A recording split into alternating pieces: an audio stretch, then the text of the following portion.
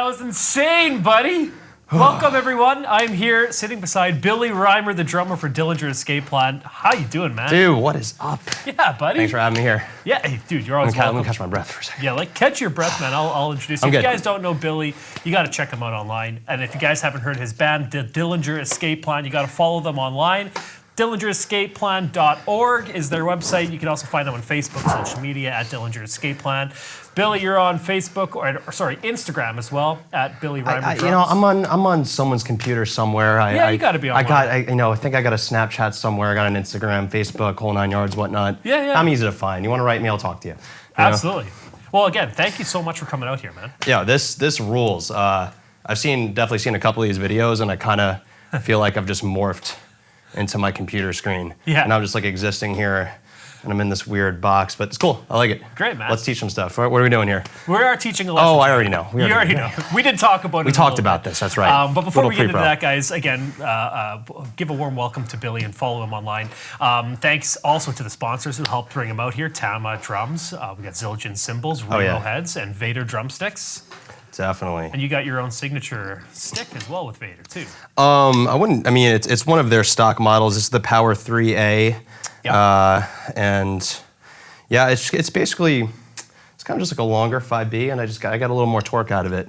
It just gets a little extra velocity. So I kind of went with this model when I was trying out their products, and I've been using it since. This and the 1A, but I've been preferring this one for the most part. Cool. Yep. Cool. And if you guys like what you're seeing here, obviously we do this every day on Drumeo Edge. And it's just a huge support group of drummers, all just trying to get better, all very encouraging. And we actually filmed a drum course with Billy while he was out on single pedal speed. And you're going to see throughout this lesson how useful that's going to be. That's only for Edge members. But if you guys are watching this and you aren't an Edge member yet, you can sign up for a free 30-day trial. Just go to drumeo.com/trial and you can sign up for free. Email me, David Drumeo, if you have any questions about it. But I'd love to see you give it a try because it's a lot of fun and it's a very cool and supportive community for drummers.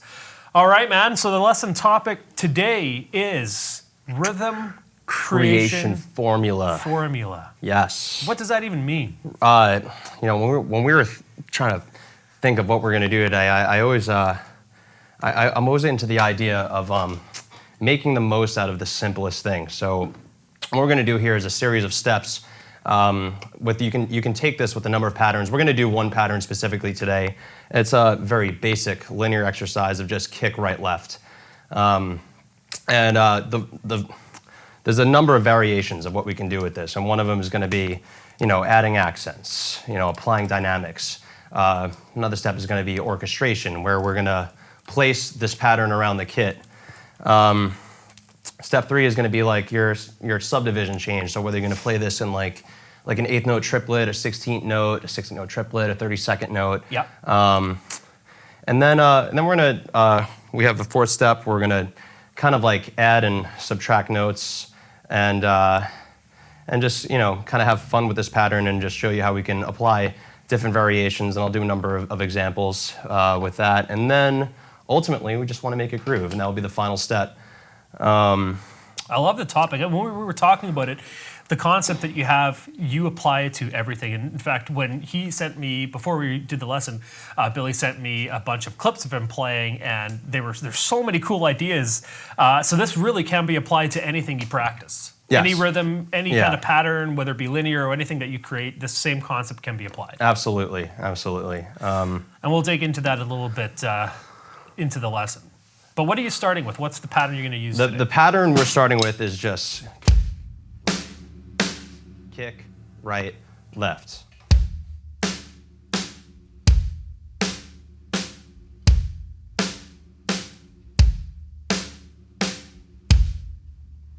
Very basic, easy pattern. Not a whole lot going on there. Just getting like 3 limbs to coordinate with each other.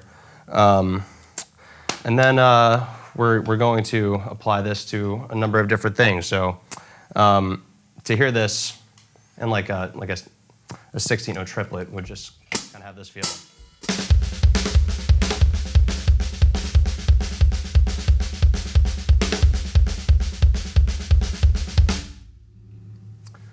All right, so I applied a little bit of an accents there. So just without accents, we're going to have 1, 2, 3, 4.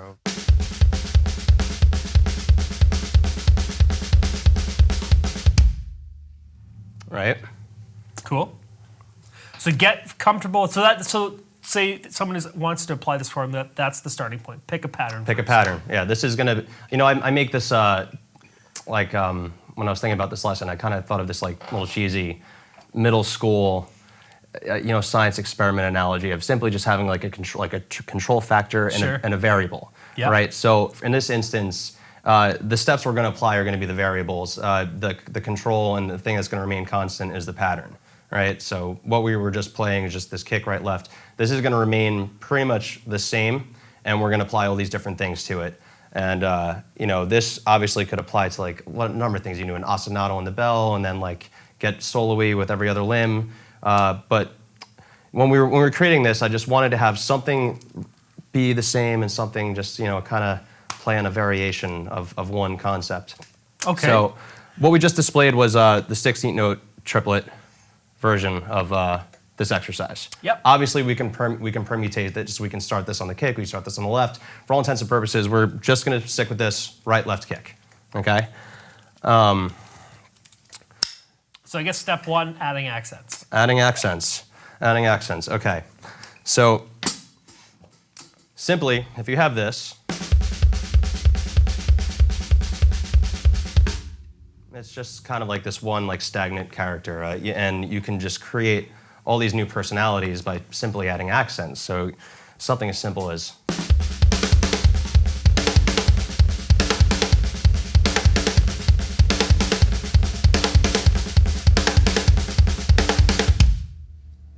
and what that was obviously 2 repetitions of just the pattern, no accents, and then accenting the hands on 2 patterns. Up to speed, it'll kind of sound a little something like this.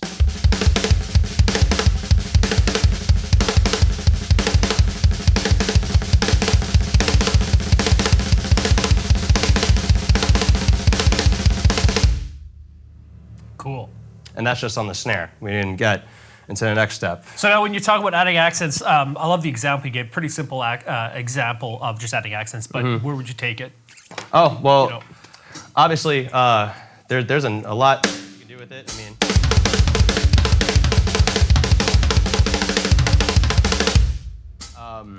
I like to do this almost like 3/4 groove, and you add some accents, it'll just sound something like.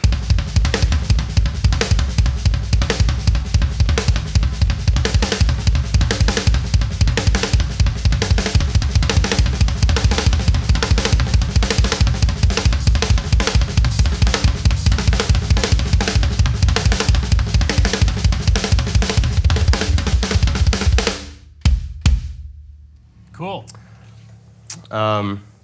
Yeah, there's so many you can do. Just focus on the right hand for a minute. You know what I mean?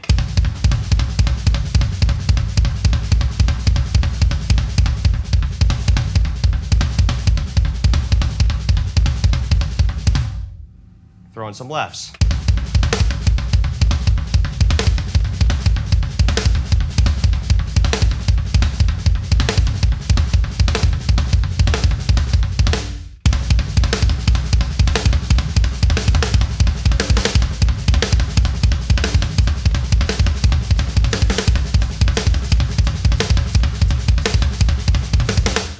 Do that a little slower, right? Sure.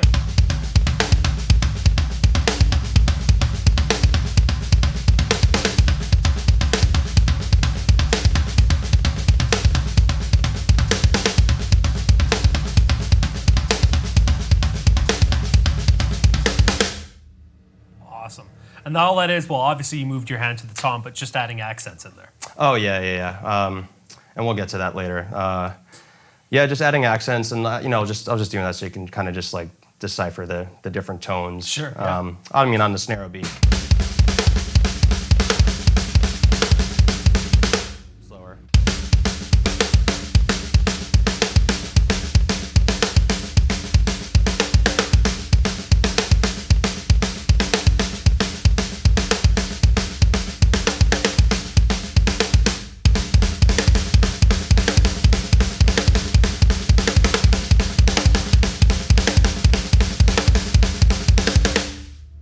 And you can obviously see this sounds completely different than just.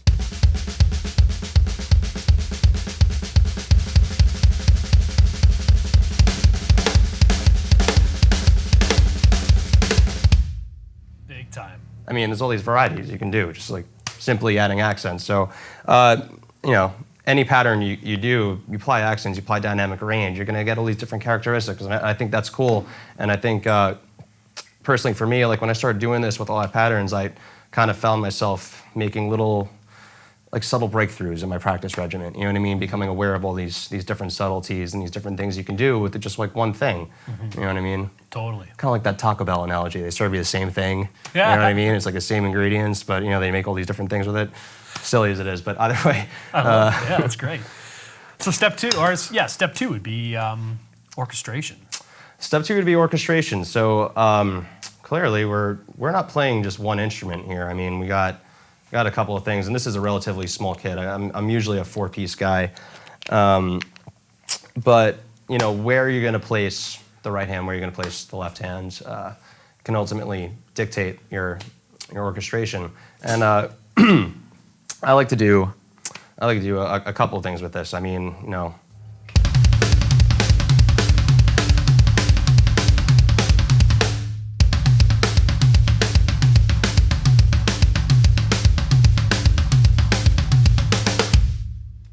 Cool. All right, so that's just, you know, simply just moving your left hand back and forth between the rack and the floor. We're doing this in a 16-note triplet mode. And obviously this is one example, and there's so much you can do with this in terms of orchestration. Just keep, you know, the same type of vibe happening and just bringing it around the kit and messing with a number of scenarios. I mean, like I would love to do things like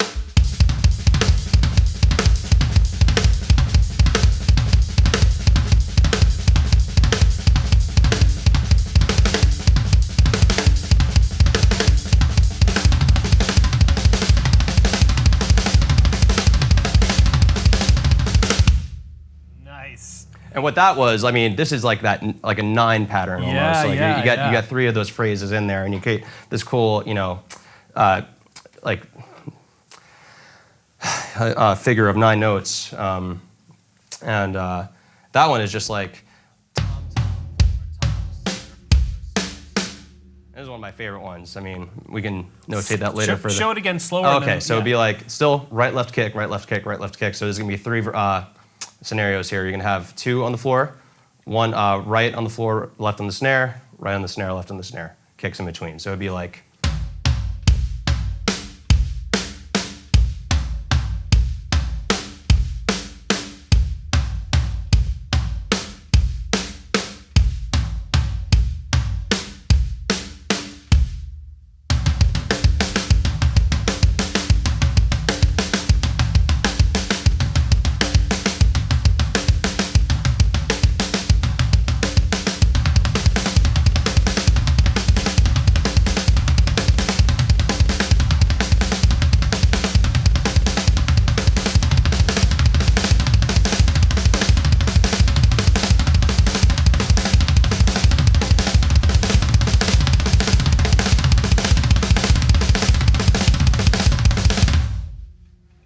Oh man, that was. It's sick. The same thing though. You know what I mean? And then you get at that speed, it just sounds so good.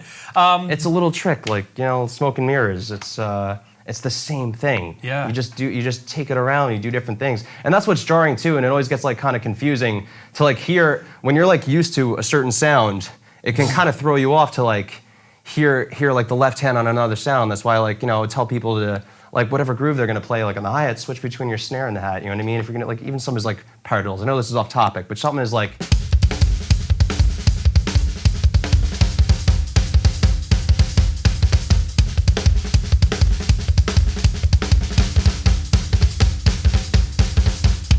Yeah. At first, it can kind of throw you off because like the sound is not what you're used to hearing being played from your left hand or your right hand. You know what I mean? So it takes a while to like. I guess make that connection. And, but it's all the same pattern. All the same pattern, ultimately.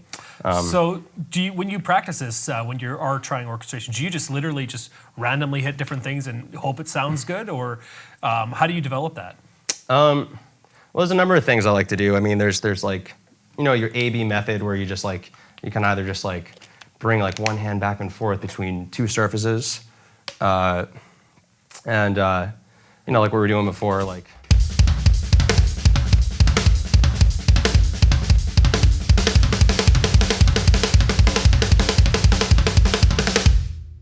That's one of my favorite ones. I do this like in so much like of my fills now. It's just kind of just been like a bit of a go-to thing, but really just even simplifying that 9 we were talking about before and just making a 6 is just you know, we could permutate and kind of start on the kick now. It'd be like.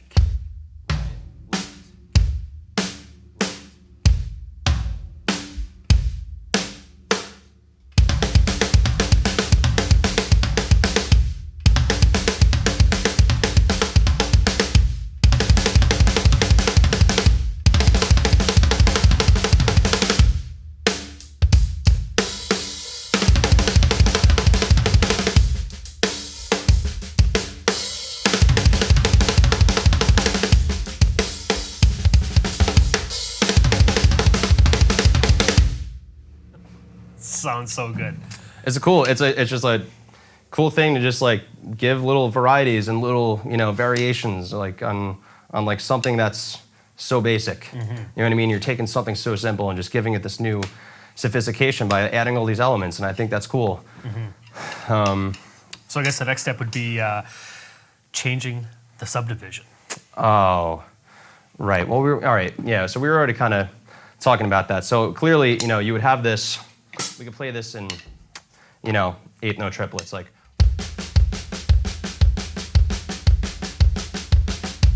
Right. 16th notes.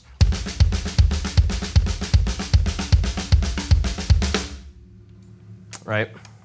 Yep. 16th note triplets.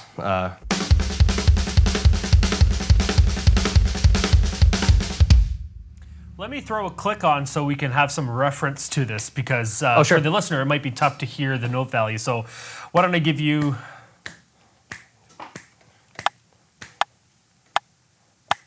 Is that too slow? No, that's fine. So maybe do 8th note triplets into the 16th notes. Yeah, 8th note triplets. Be like...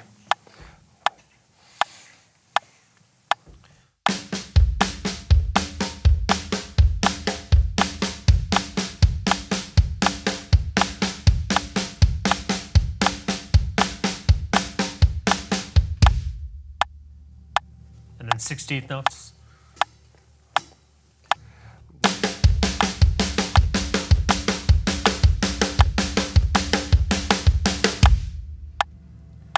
And you can even take it up to like, well, we already did 16th note triplets. Do you ever like bring it into 32nd notes? I mean, I probably, we could try it.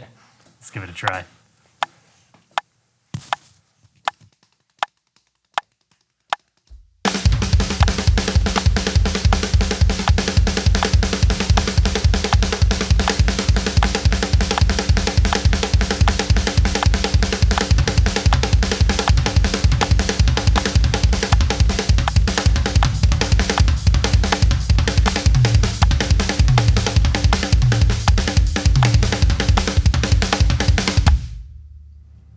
Very cool. Right? So what's the reasoning to change the subdivision when you got your pattern down? It's just, I mean, the reason is just like to have more options of what you can do with it, and like where you can, ultimately the goal is like where you can apply it in music and what you can, you know, what you can find out of it. And ultimately you gotta, you know, maybe have like the foresight of what your goals are, you know what I mean? And like if you wanna, you know, you're just trying to work on dynamics, trying to work on independence, you wanna get cooler fill ideas, these are all great steps to just like help a variety of things that maybe you're looking for in your playing, you know? Yeah, I think that the 32nd notes are just really exciting, and it's just, you know, it's cool to have like that 3 against 4 feel going over the bar. Like I always think that's really cool. I love when drummers do that. I think linear chops are like the coolest thing in drums, and you know, at least now for me, I'm like, kind of into them. I think they're exciting. Yeah. And yeah, and then there's a lot you can do with it. There's so many variations. I mean, we can get into the next topic. We can keep elaborating on this. Let's move into making a groove because or addition and subtraction. Oh, sorry, my bad. Addition and subtraction. Okay. Yes, that's a big one. So we have A and B to here. Now, what do you mean by addition and subtraction? All right. Well, I mean, really, just like you can either add a note or subtract a note for the phrase. I mean. So for this one example, I mean, we kind of just added a kick at the end, and this is just a very like It's just 16 notes in a 4/4 groove. It's going to sound something like.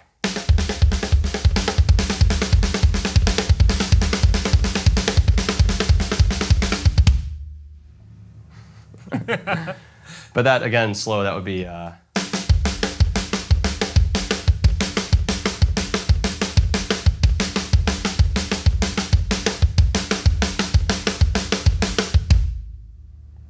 So just adding an extra note either on the foot or the hands. Either on the foot or the hands, and then this can kind of like, set like the permutation back or forward wherever you are in the bar, and this could kind of just like, it's a good practice to kind of root yourself in the pulse and then just being able to like move these patterns around in any abstract way you can, but always rooting yourself in the pulse and like, knowing where one is, if that makes any sense. And, there's I would do things. Should we do over the next example when we take one away? Yeah, sure. B, so you said subtraction. Now what are you doing on this one? All right, this just gave a little variation. This one we just took out one snare drum, so you could see it like in the third rotation. It would be like.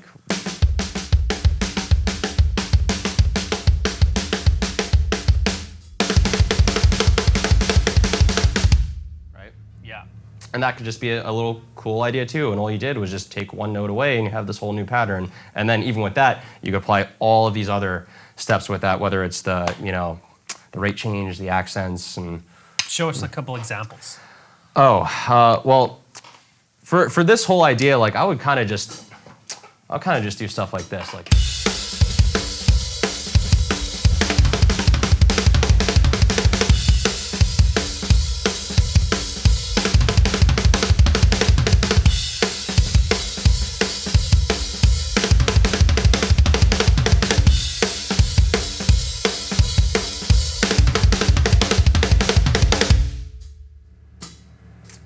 Sweet. Yeah. Should we try that to a click? Sure, yeah. And so we have like a little Any reference. tempo in mind? Faster than the last one? Yeah, a little faster than the last one. Okay, how's this? Right. You must have your shoes tied before you play the drums. It's very dangerous. A little bit, like your shoelaces can get caught on the chain. It could be, it could be devastating. It could be devastating. Devastating, I tell you. All right.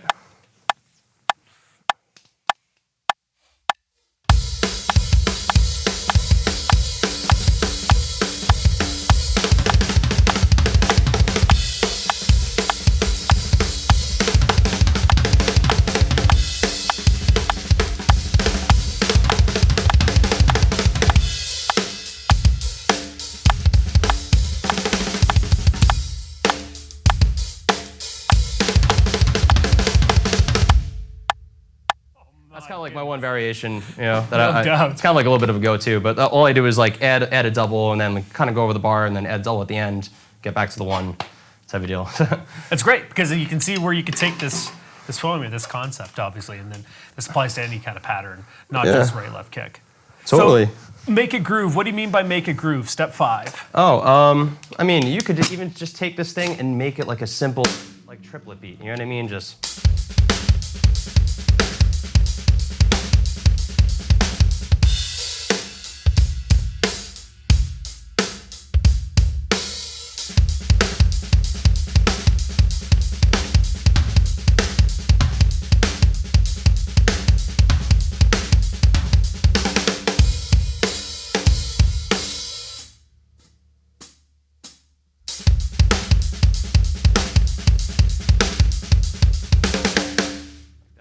Not sticking, huh? Yeah, it's not sticking. Yeah, so basically just finding a backbeat? Basically just finding the backbeat, you know what I mean? I'm like, the triplet thing is great for that, just...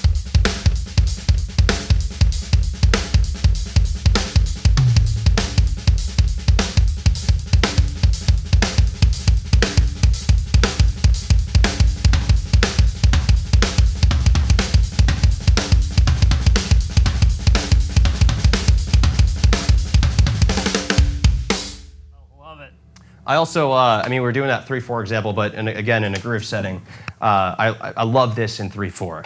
Let's hear it in 3/4. Oh, it's my favorite. It's like...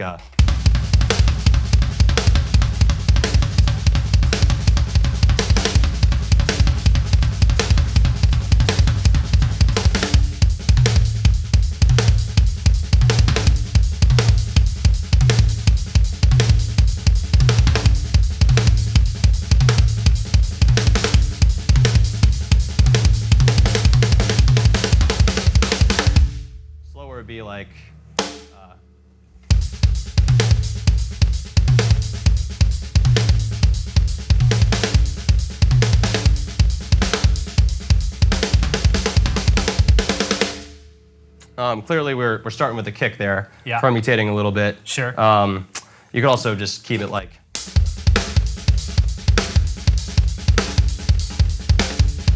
As well as two, going back to that 60-note triplet feel in 4/4.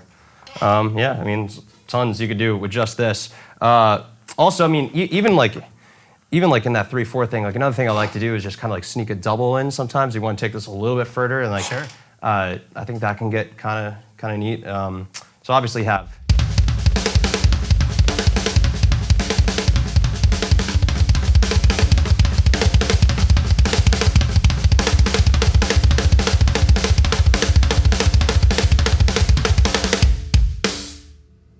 Perfect. So it's kind of like sneaking in a little triplet with a double in between, in place of where that one kick would go. So you're just literally doubling your bass drum. Yeah, Yeah. literally. That's But great. it's like kind of a swingy double. Yeah. So I like how, so you guys, for those who are watching, we have sheet music on this lesson, so make sure you download it. This is just honestly a very, very simple way that you can apply these 5 steps to one simple pattern. But obviously, as you can see, you can take it quite a bit further. Show us maybe another pattern that you have, that you use a lot, that you can do the same formula to.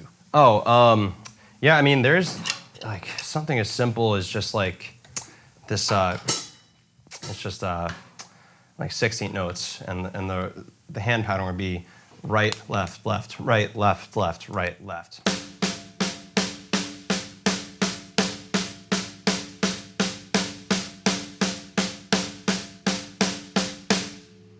And, I would do things where obviously I would have the kick with the rights, and it would just be, again, like.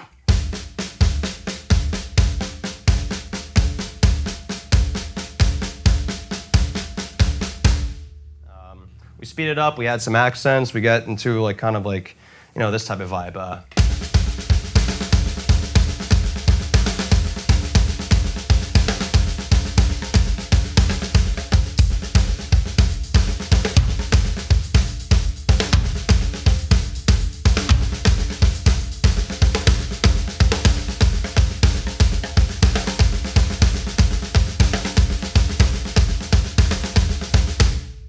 This one, I like to do this one thing where it's just you're swinging your right hand back and forth from the cymbal and the snare in this pattern, and you get something like this. So.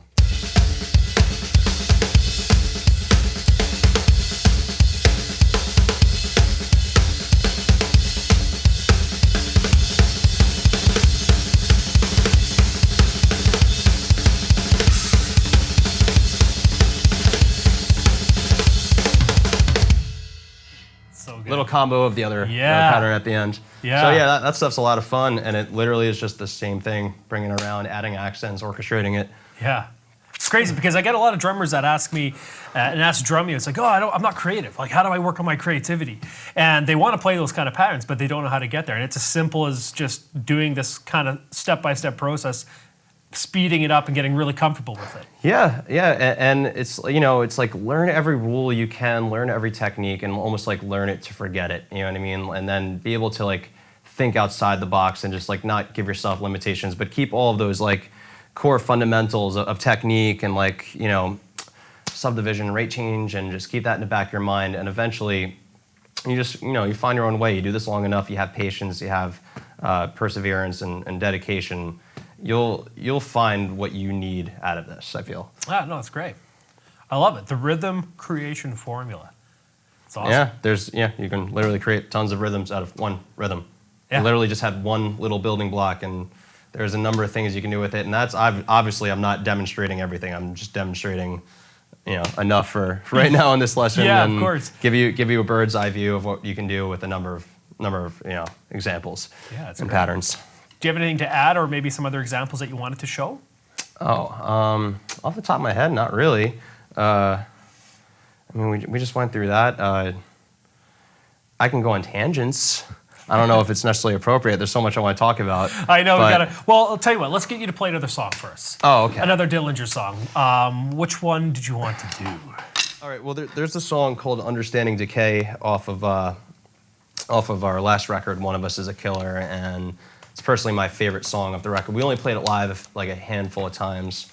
think the last time we did it was when we were out with 9 Inch Nails in the summer, and we haven't done it since. I mean, we go through a lot of member changes, and then new guys got to learn songs and all this stuff. So it's like a one step forward, 2 step back type of process. But this is one of my favorite songs that I got to track on and got to help in the writing process, and it's got a couple of cool things happening in it and a lot of different personalities to the piece. So I'd like to perform that with you. Yeah, great. So we'll get that ready for you. And while you are playing that, if anybody out there is watching live, you have questions for Billy, get them in now. I'll get them all sorted out. And after the song, we will get to questions. Ready to roll? Oh, yeah. I'm as ready as I'll ever be. I think my in-ears are sweating a little bit, and I'm not really hearing anything. They're popping out. Hopefully they'll come through. If it's not loud enough, just let us know. Okay, sure. All right, let's roll.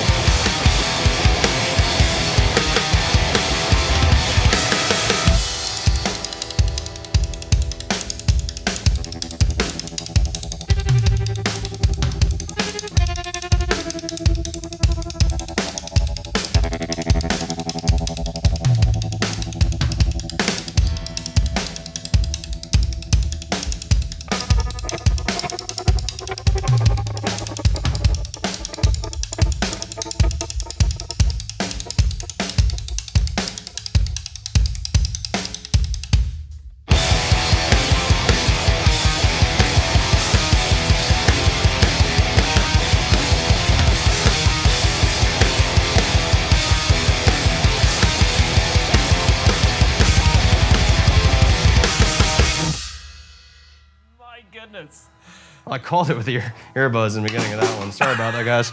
Dude, that was sick, man. Yeah, that's cool. All right, we got some questions, and if you guys, again, like I said, if you have anything to add or you wanted to ask Billy anything, get them in now.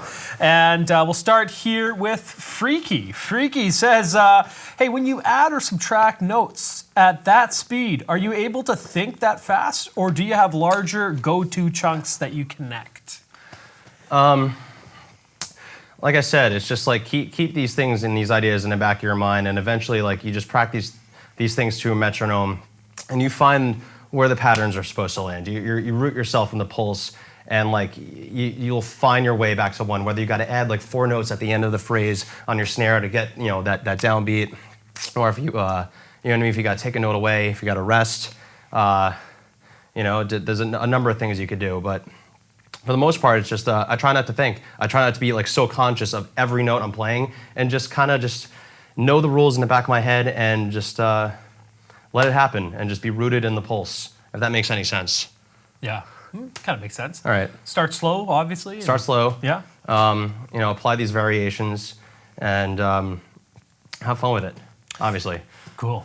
Yeah, Freaky also has another question for you. He says, how do you get in the mood for live shows? I've seen you guys play in Munich, and as soon as you started, everyone was instantly going nuts.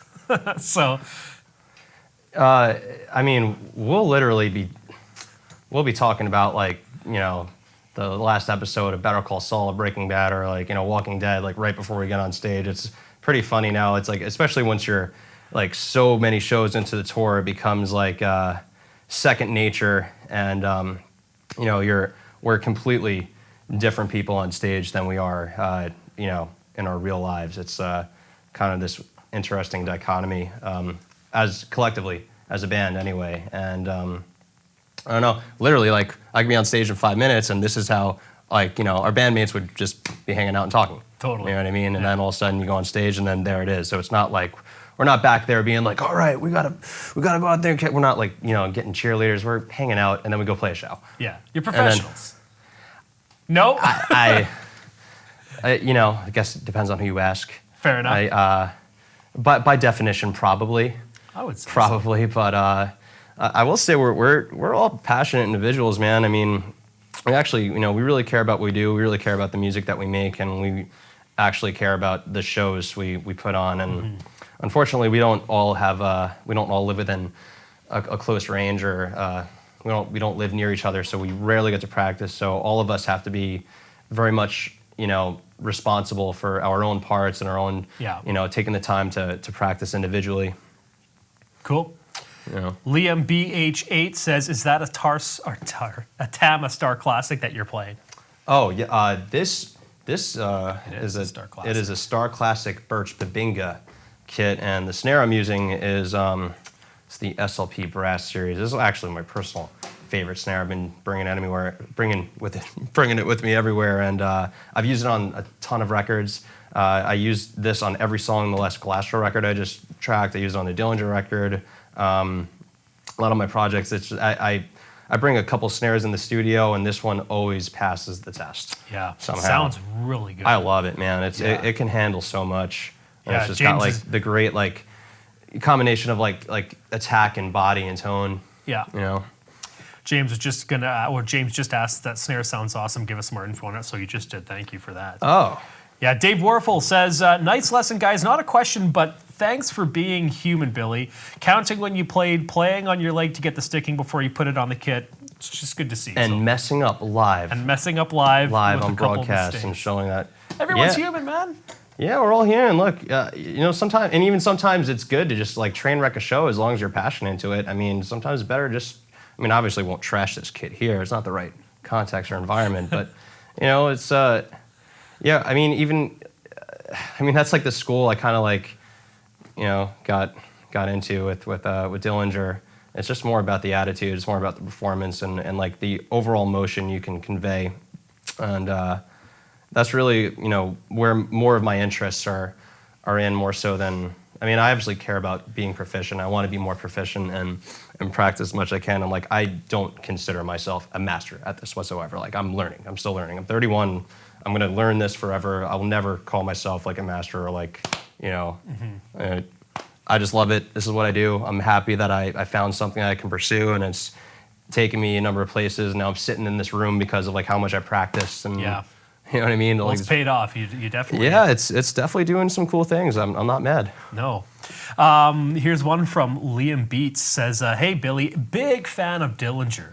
I was wondering if you could kind of explain the main groove in the song Mouth of Ghosts. Mouth of Ghosts. Oh, I'm drawing a blank. The main groove in Mouth of Ghosts. That's one of the two piano songs. That's the one. Yeah. That's really just your basic. We already just did that. Literally the example I was talking about before, the right left left right left left right left, is kind of like the vibe in that song. So.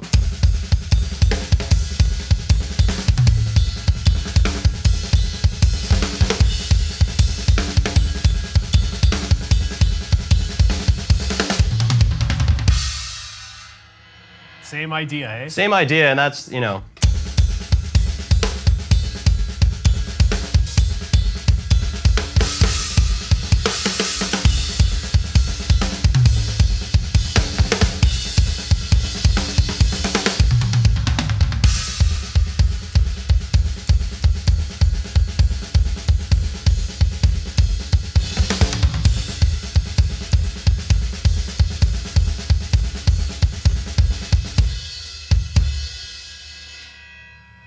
Cool, man. Yeah. Okay, so Sorry I didn't one have last that question. one to prepare for you. Yeah, no, it's on the spot. You did a great job.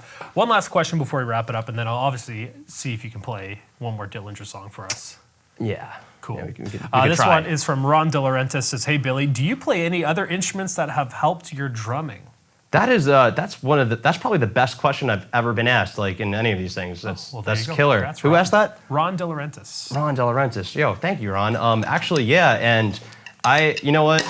I'm glad we're talking about this because I feel like every musician needs to learn multiple instruments, only to have like that sense of empathy for other people that you're playing with. Mm-hmm. And I write a lot of stuff on guitar, bass, very little piano, but I got some bands that I'm actually I've written a lot of songs for. I've orchestrated, produced music, and having that in mind and just being conscious of what other people are playing and having that empathy for like another player, it just gives you this like deeper understanding of what it takes to make the music as best as possible. And Makes sense. And then with that, playing dynamically and listening to each other, and then listening, like if you're in a band, like play all your songs half tempo, play all your songs half volume, and listen to yourselves, and then bring it to where you want to go. And like that's just that's how you kind of like get into that hive mind type of thing, and just become unified, making one sound together. So what instruments have you learned besides drums? I've been playing guitar for years, and Yeah. I took a couple of guitar lessons. Then I just downloaded chord books and learned some scales, and I do a lot of like fast picking riffs, like palm mutes. I play a lot of like heavy stuff, and I'm super into like pretty much most of the roster on Death Wish Records, and that's like the type of vibe. Like when I write guitar, like I love like Trap Them and like Cult Leader and Nails, Code Orange Kids or Code Orange now, Converge, obviously. Like I just love all that stuff, and that's like the type of things that inspire me on the guitar front. And it's certainly helped, and everyone needs to learn other instruments, and every other instrumentalist should learn how to play drums too. Yeah. Just to lock in with you a little bit more. Yeah, exactly. It's a two-way street. Bass course. players. I'm talking to you. All right, man. That's great. I appreciate you coming out. Thanks again, man. And if you're ever out in this end of the woods, if you're on tour with Dillinger, let us know, and you can come in for another lesson. Oh, really? Yeah, absolutely. And All if you guys liked Billy's playing, obviously check out Dillinger Escape Plan, and also him on Facebook and him online. He's got other videos too. But we also filmed a course with him just before this lesson, all on single pedal development. And I've never seen some of the cool exercises that you've done on there. In fact, I tried one right afterwards and I failed horribly. So I mean, I'm going to be working. Oh, you're too hard on no, yourself. no. You're harder on yourself than I am. But it's going to be a lot of fun. We're going to release it the next few weeks here. If you're watching this on YouTube, it's probably already released. And you can sign up for free for Drumeo Edge if you want at drumeo.com/try. trial, check it out. Come on over and see what we do every day here. Do you have anything to add before we wrap up?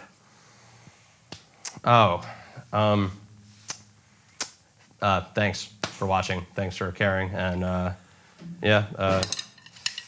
hopefully this helps. And if it does, let me know. Drop me a line. You can take my number. I'll give you my number. We'll post it on the screen. Post your number. Yeah, on the, post my number. Your personal Hit me up. Text phone me. number. You can And text his me. personal address and his schedule. Yeah. Everything. Absolutely. So what's on I live in you? a storage unit. Like, yeah.